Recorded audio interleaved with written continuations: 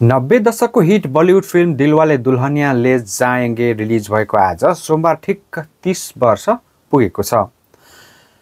छोटकरीमा DDLJ भनिने यो फिल्म बलिउडमा सबैभन्दा लामो समय प्रदर्शन हुने फिल्म समेत बनेको छ। महाराष्ट्रको मराठा मन्दिरले यो फिल्मलाई 30 वर्षदेखि लगातार प्रदर्शन गर्दै आइरहेको छ।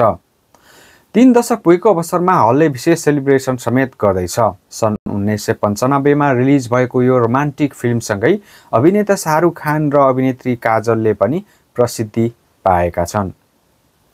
आदित्य चोपडा निर्देशित यो फिल्म आधुनिक हिन्दी रोमान्सलाई पुनः परिभाषित मात्र गरेन, भारतीय सांस्कृतिक घटना समेत बनेको छ।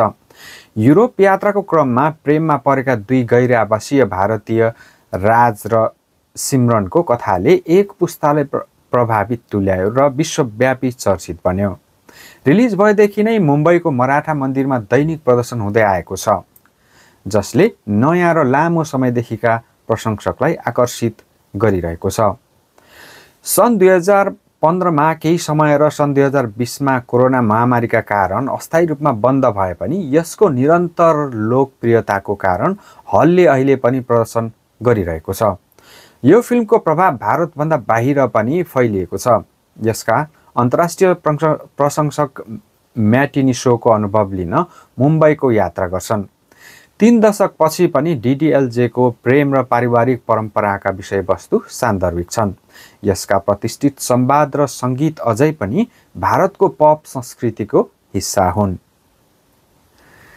यसको सफलताले अन्य बलिउड प्रेम कथाको लागि मार्ग प्रशस्त गर्न मद्दत गर्यो र शाहरुख खान र काजोललाई भारतीय सिनेमाको सबैभन्दा मनपर्ने अनस्क्रिन जोडीहरूमध्ये एकको रूपमा स्थापित गर्यो।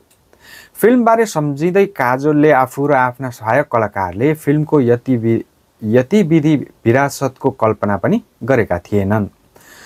जुलाईमा टाइम्स अफ इन्डियासँगको कुराकानीमा उनले रमाइला छायाङ्कनका दिनहरूको सम्झना गरिन्।